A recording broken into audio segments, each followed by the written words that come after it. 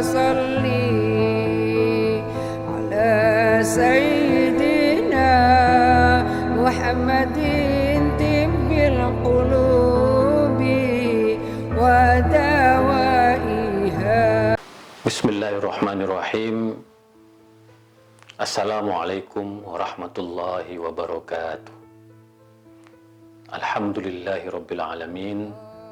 Assalatu wassalamu ala sayyidina Muhammad wa ala alihi at-tayyibin wa sahbihil muntajabin wa tabi'ina lahum bi ihsanin ila yaumiddin. Alhamdulillah, di saat kita berpuasa di bulan Ramadan ini, kita bisa berjumpa kembali dalam kajian Islam Ramah. Dan tentu pertama-tama marilah kita bersyukur atas segala rahmat dan nikmat yang telah diberikan Allah kepada kita semua, terutama nikmat kesehatan di tengah pandemi COVID-19 ini, dan kita menjalaninya dengan penuh khidmat, penuh makna. Mudah-mudahan puasa kita akan menjadi amal kebaikan kita untuk menebarkan hal-hal yang positif di dunia dan nanti akan menjadi tabungan kita di akhirat. Selawat serta salam marilah kita panjatkan kepada baginda Rasulullah SAW. Mudah-mudahan syafaatnya selalu bersama kita, cahayanya dan ajarannya mewarnai perjalanan hidup kita. Insya Allah selama bulan Ramadan ini saya akan membedah salah satu karya terbaik saya, yaitu buku Al-Quran Kitab Toleransi.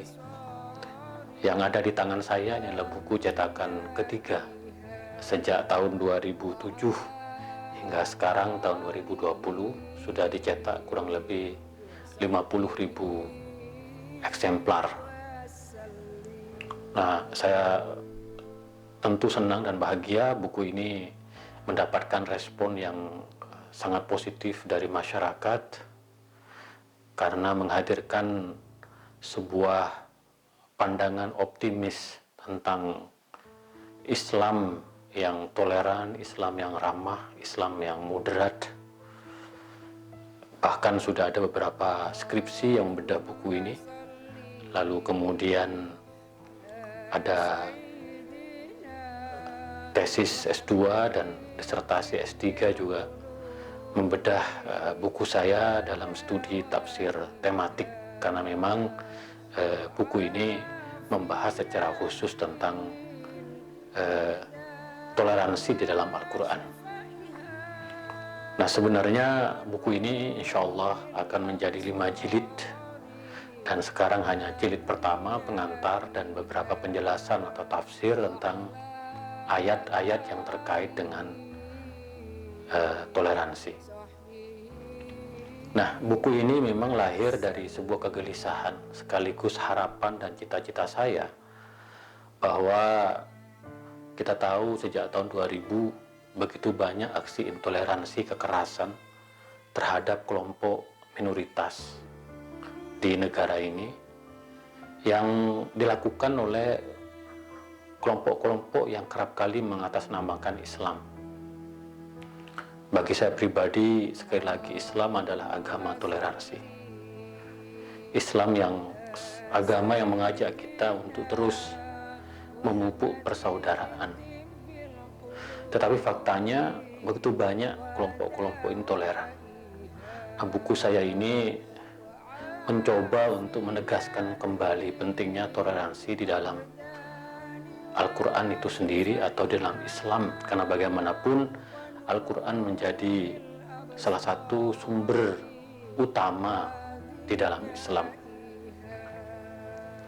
Nah, selanjutnya tentang bagaimana harapan dan cita-cita. Alhamdulillah saya pernah belajar di Al-Azhar di Kairo, Mesir. Dalam perjalanan belajar saya menimba ilmu, saya berkenalan dengan begitu banyak sosok non-Muslim. Kita tahu bahwa di Mesir ada 11% non-Muslim, yaitu Kristen Ortodok. Saya berkenalan dengan tokoh-tokoh dari Kristen Ortodok dan juga dengan umat Katolik. Ada dua sosok yang menginspirasi saya, yaitu yang pertama adalah Milad Hanna, seorang penggiat hak asasi manusia dan juga pemikiran toleransi kontemporer. Salah satu buku atau dua buku yang sangat terkenal yaitu Qabulul Akhar, yaitu menerima yang lain. Ini buku mendapatkan respon yang sangat luar biasa di Mesir. Dan buku yang satu lagi adalah Al-Amidah As-Sab'ah ala Syakhsiyah Al-Misriyah, 7 pilar kepribadian Muslim, ketujuh pilar kepribadian Mesir, yang juga di dalamnya menegaskan bahwa pentingnya menjaga pluralitas, keragaman atau kebinekaan. Saya melihat sosok Milad Hanna, Allah yarham, sosok yang begitu sangat tulus, sangat lembut, sangat baik, dan bersahabat dengan saya dan menganggap saya adalah putranya sendiri. Dan dia berharap bahwa Indonesia juga akan menjadi negara yang terus menjaga kebinekaan dan toleransi di antara warga dan umatnya. Sosok yang kedua adalah Pastor Yohanna Koltah, salah satu tokoh pemuka agama Katolik di Mesir yang begitu menginspirasi saya, karena dia ahli di bidang studi Islam, lulusan Fakultas Syariat di Sorbonne, Islamic Law, yang menulis tentang Averroes, tentang Ibn Rus. Dia juga membuka pikiran dan cakrawala saya untuk menggali nilai-nilai toleransi di dalam Al-Quran, karena bagaimanapun kalau kita membaca Al-Quran secara jernih, secara jujur, secara mendalam, maka kita akan menemukan setidaknya ada 300 ayat yang secara eksplisit mengajak, menganjurkan, mewajibkan kita untuk bersikap toleran. Maka di dalam buku saya mempunyai sebuah kaidah tafsir al-aslu fil Quran at-tasamuh wassalam, bahwa fundamen di dalam Al-Quran adalah toleransi dan perdamaian. Hanya ada sekitar 176 ayat yang bisa ditafsirkan untuk menjustifikasi tindakan intoleran. Nah, tentu karena lebih banyak ayat yang toleran dan ada beberapa ayat yang bisa ditafsirkan untuk intoleransi yang biasanya digunakan secara politis oleh kelompok-kelompok ekstremis dan fundamentalis, maka saya berkesimpulan sejatinya seharusnya ayat-ayat yang toleran ini menjadi sumber utama dalam memahami Al-Quran dalam konteks memotret kebinekaan dan keragaman di tengah-tengah masyarakat kita. Salah satu peristiwa yang menggugah saya adalah peristiwa yang dikisahkan dalam kitab sebab turunnya Al-Quran yang dikenal dengan Asbabun Nuzul, bahwa pada suatu hari Rasulullah eh, berkata kepada para sahabatnya, dan diceritakan dalam kitab itu bahwa para sahabat menunggu Rasulullah untuk melaksanakan sholat Isya. Tetapi sehinggalah sampai larut malam Rasulullah hanyut dalam zikir, dalam doa, dan lalu keluar berkata kepada para sahabat, agama, kira-kira begini menurut Rasulullah, agama-agama yang lain tidak melaksanakan ritual atau doa-doa, dikir-dikir di tengah malam sebagaimana yang dilakukan oleh dirinya dan umat Islam. Lalu setelah Rasulullah mengatakan hal tersebut kepada para sahabat, lalu turunlah ayat yang itu menjadi peringatan. Nah, ayat ini saya mendengarkan pertama kali dari almarhum Cak Nur Nurholis Majid ketika saya masih baru saja pulang dari Al-Azhar Mesir.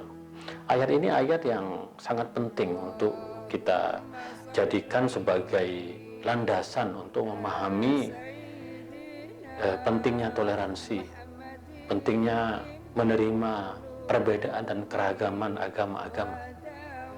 Bismillahirrahmanirrahim. Laisu sawa'an min ahlil kitabi ummatun qa'imatun yatluna ayatillahi ana al-laili wa hum yasjudun yu'minuna billahi wal yawmil akhir wa ya'muruna bil ma'ruf wa yanhauna 'anil munkar wa yusari'una fil khairat wa ulaika minas sholihin. Wahai Muhammad, laisu sawa, tidaklah benar, tidaklah sama seperti apa yang kamu bayangkan bahwa hanya umat Islam yang berdoa, berzikir, bangun di tengah malam. Laisu sawa min ahlil kitabi ummatun qa'imatun, bahwa ada juga dari sebagian umat dari ahlul kitab, yaitu Yahudi dan Kristen, membaca kitab suci mereka di tengah malam. Yatluna ayatillahi ana al-laili wa hum yasjudun, dan mereka juga bersujud kepada Tuhan. Yu'minuna billahi wal yawmil akhir, mereka juga beriman kepada Allah dan hari akhir. Mengajak kepada kebajikan, ya'muruna bil ma'ruf wa yanhauna 'anil munkar, dan juga menjauhi kemungkaran atau kejahatan. Wa yusari'una fil khairat, mereka juga berlomba-lomba dalam melakukan kebajikan. Wa ulaika minas sholihin, dan mereka juga termasuk dari orang-orang soleh. Nah, ayat ini menegaskan betapa kesalehan itu bukan hanya milik umat Islam. Umat agama-agama yang lain, yaitu Yahudi dan Kristen, juga adalah umat yang soleh. Mereka membaca kitab suci mereka pada tengah malam, dan mereka sujud. Bahkan kalau kita membaca sejarah dari tahajud misalnya, itu juga, atau sholat malam, itu juga tradisi yang dilakukan oleh umat Kristiani di Timur Tengah. Dan kita tahu bahwa Arab itu bukan hanya Islam. Philip Gihiti dalam kitabnya The History of Arab mengatakan Arab itu ya agamanya orang-orang Yahudi. Arab juga agamanya orang-orang Kristen, dan yang terakhir adalah agama Islam. Maka keragaman agama-agama yang di dalam Al-Quran disebut dengan Ahlul Kitab, disebut Ahlul Kitab karena Yahudi Kristen juga mempunyai kitab suci, maka disebut dengan ahlul kitab.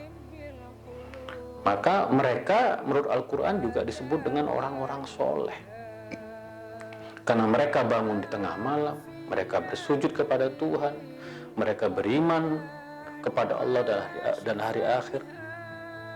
Mereka juga melakukan kebajikan, menjauhi kemungkaran. Mereka juga berbuat kebaikan, usari'una fil khairat, berlomba-lomba dalam kebajikan, dan mereka adalah orang-orang soleh. Kesalehan universal di dalam Islam ini, di dalam Al-Quran ini mengingatkan kepada kita bahwa kita sebagai umat Islam harus melihat umat agama-agama yang lain secara adil, secara konstruktif, secara benar. Bahkan Nahdlatul Ulama dalam kajiannya yang terakhir, Bahsul Masail, tidak mau menyebut kafir terhadap umat agama-agama yang lain. Karena memang di dalam Al-Quran, ahlul kitab, yaitu orang-orang Kristen dan orang-orang Yahudi, disebut dengan waulaika minas solehin. Mereka itu adalah orang-orang soleh. Dan saya menyaksikan begitu banyak, saya berjumpa dengan pastor, Profesor Magnes Suseno, guru saya, ketika saya kuliah S2 di Sekolah Tinggi Filsafat di Arkara. Ketika datang waktu azan Isya, secara otomatis Romo Magnis menghentikan pemaparannya di depan mahasiswa pasca sarjana, karena dia ingin menghormati kita umat Islam. Padahal dalam beberapa mazhab membolehkan kita untuk melanjutkan aktivitas kita walaupun dikumandangkan azan. Tetapi Romo Magnis dalam rangka menghormati umat Islam Indonesia yang mayoritas bermazhab Syafi'i, maka beliau berhenti ketika adzan berkumandang. Saya juga punya teman pendeta Martin, pendeta Kristen. Saya melihat orangnya sangat lembut, bersahabat, bersaudara. Nah, ini artinya bahwa sebagaimana dikonfirmasi oleh Al-Quran, umat agama-agama yang lain juga disebut dengan orang-orang soleh. Disinilah kita harus mempunyai satu pemahaman tentang pentingnya kebinekaan di dalam Islam, di dalam masyarakat, dalam sebuah bangsa. Maka Dr. Muhammad Imaroh menulis buku Al-Islam wa Ta'adudiyah, Islam dan pluralisme, Islam dan keragaman, Islam dan kebinekaan. Bahwa di tengah-tengah masyarakat ada pluralitas keistimewaan, ada pluralitas kebajikan, ada begitu banyak peradaban, ada begitu banyak pemikiran, ada begitu banyak khazanah. Karena pikiran-pikiran peradaban yang mempunyai keistimewaan itu, maka kita harus menghormati. Imam Ali mengatakan, al-hikmatu dollatul mu'min anna wajadaha fahu ahakku biha. Kebenaran, hikmah itu adalah harta karun yang hilang, harta karun mukmin yang hilang. Dimanapun kamu mendapatkannya, maka kamu berhak untuk memilikinya. Ibnu Rus mengatakan, jikalau terdapat kebaikan pada orang yang berbeda keyakinan dan agama dengan kita, maka kita harus mengambilnya. Tetapi kalau ada kesalahan, keburukan dari umat yang berbeda keyakinan dengan kita, maka maafkanlah. Inilah etika hidup di tengah kebinekaan, hidup di tengah pluralitas sebagaimana diajarkan oleh Islam. karena ada pluralitas keistimewaan yang dibawa oleh peradaban agama, pemikiran. Maka dulu ketika Khalifah Al-Ma'mun meminta kepada Ibnu Tufail, jadi Khalifah Al-Ma'mun pernah bermimpi bertemu dengan salah seorang dan bertanya, "Kamu siapa?" "Saya nabi." "Namamu siapa?" "Nama saya Aristoteles."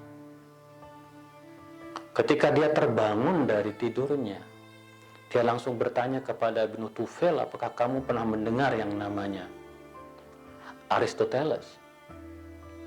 Ibnu Tufail mengatakan, "Betul Raja Khalifah, kami pernah mendengar nama Aristoteles." Lalu sejak saat itu kemudian Ibnu Rus atau Averroes ditunjuk untuk menjadi pensyarah, orang yang mengkaji, memahami dari kitab-kitab Aristoteles. Jadi dalam konteks peradaban kita melihat sejak lampau bahwa ulama-ulama kita belajar mengkaji dari peradaban umat-umat yang lain. Maka pluralitas atau pluralisme merupakan sunnatullah.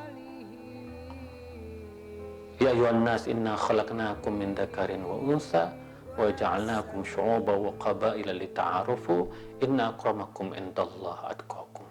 Ini ayat yang sering dibaca oleh Allahyarham Kiai Haji Abdurrahman Wahid, yaitu Gus Dur, mengingatkan bahwa Allah itu menciptakan kita secara given, laki-laki, perempuan, berbangsa-bangsa, bersuku-suku, untuk saling toleran, saling kenal di antara kita, dan itulah sunnatullah kita. Ada begitu banyak agama, ada begitu banyak keyakinan. Bahkan di dalam Islam banyak sekali mazhab-mazhab. Maka pluralisme atau kebinekaan itu merupakan sunnatullah kita di muka bumi. Nah, kita pun melihat bahwa ketika Rasulullah membangun sebuah masyarakat atau komunitas, atau mungkin dalam bahasa kontemporer adalah negara, kebijakan yang diambil oleh Rasulullah, ada kebijakan yang menjamin dan melindungi pluralitas atau pluralisme itu sendiri. Maka di dalam Piagam Madinah kita melihat bahwa umat Islam, umat Kristiani, umat Yahudi, dan beberapa faksi-faksinya disebut dengan ummatun wahidah. Sebagai satu umat, tidak membeda-bedakan antara satu keyakinan, satu agama, dan kelompok yang lain. Maka kalau kita mengkaji bagaimana kebinekaan di dalam Islam, itu sudah dicontohkan oleh Rasulullah. Man adza damiyan faqad adani. Barang siapa yang menyakiti ahlu zimmah, yaitu orang-orang Kristen dan orang-orang Yahudi, maka sesungguhnya dia menyakiti saya. Dan seluruh umat agama-agama yang tinggal di Madinah, mereka harus aman. Tidak boleh ada yang melukai, mencederai umat agama-agama lain di Madinah. Maka Piagam Madinah dikenal dalam sejarahnya adalah piagam yang sangat modern, kosmopolitan, dan menjunjung tinggi pluralisme. Nah, kalau kita melihat setelah Nabi, begitu muncul aneka ragam pemikiran, ijtihad, mazhab. Di dalam tradisi Sunni kita mengenal mazhab Syafi'i, mazhab Hanafi, mazhab Maliki, mazhab Ahmad bin Hanbal. Di dalam tradisi Syiah kita mengenal ada Ja'fariyah, ada Zaidiyah, ada Ismailiyah, ada Fatimiyah, ada Alawiyah. dan mazhab-mazhab yang lain, ibadiyah dan lain-lain, begitu banyak. Kita lihat bagaimana akhlak yang dicontohkan oleh Imam Syafi'i. Ra'yi shawabun yahtamilul khata' wa ra'yi ghairi khata'un yahtamil shawab. Pendapat saya benar, tapi mungkin saja salah. Pendapat orang lain salah, tapi mungkin saja benar. Begitu para ulama sangat menghormati kebinekaan. Mereka tidak menganggap dirinya sebagai pemilik kebenaran absolut. Mereka memberikan ruang bahwa orang lain mungkin saja berpendapat yang benar. Oleh karena itu, para ulama ketika menulis sebuah buku diakhiri dengan wallahu a'lam bishawab, hanya Allah yang lebih tahu tentang kebenaran. Kita hambanya mungkin saja benar dan mungkin saja salah. Nah, oleh karena itu studi Al-Quran Kitab Toleransi ini menjadi studi yang sangat penting untuk betul-betul merekonstruksi, membangun kembali toleransi di tengah-tengah masyarakat yang diinspirasi langsung oleh Al-Quranul Karim. Dan bulan puasa ini adalah bulan Al-Quran, karena Al-Quran diturunkan pertama kali pada bulan puasa. Maka mengkaji kembali Al-Quran sebagai kitab toleransi menjadi sebuah keniscayaan untuk membangkitkan sekali lagi harapan untuk menjawab berbagai macam kegelisahan kita melihat intoleransi di tengah-tengah masyarakat kita. Dan tentunya kita harus menjadikan Al-Quran sebagai sumber kemanusiaan universal. Karena bagaimanapun kita sekarang hidup dalam sebuah negara yang Bhinneka Tunggal Ika, dalam masyarakat global yang begitu beragam agamanya, ideologi politiknya, pahamnya. Bahkan kalau kita melihat bagaimana kecenderungan mazhab setiap orang terhadap klub sepak bola, kebetulan saya Mancunian, Manchester United. Banyak temannya saya yang lain dari Liverpool yang tahun ini sebenarnya juara tapi bisa gagal karena COVID-19. Ada yang Manchester City, ada yang Chelsea. Kita beragam dan keragaman ini mari kita jaga untuk saling menghormati, dengan saling menghargai, dan bagaimana menjadikan keragaman kebinekaan ini sebagai kekuatan untuk membangun sebuah bangsa. Maka dengan spirit Al-Quran yang sangat luar biasa ini, kita berharap bahwa toleransi di negeri ini akan di masa mendatang menjadi sangat baik. Tidak ada lagi diskriminasi, tidak ada lagi kebencian, tidak ada lagi intoleransi. Dan kita semakin yakin, semakin mantap bahwa Al-Quran adalah kitab toleransi. Dan insya Allah dalam episode-episode yang akan datang, saya akan membedah satu persatu ayat, menafsirkan ayat-ayat Al-Quran yang secara eksplisit, secara terang benderang menegaskan pentingnya toleransi di dalam Al-Quranul Karim. Itulah kira-kira pengantar dari saya. Kita sambung pada esok hari. Wa taufiqi illa billah wa alaihi tawakkaltu wa ilaihi unib. Wallahul muwaffiq ila aqwamit thoriq. Assalamualaikum warahmatullahi wabarakatuh.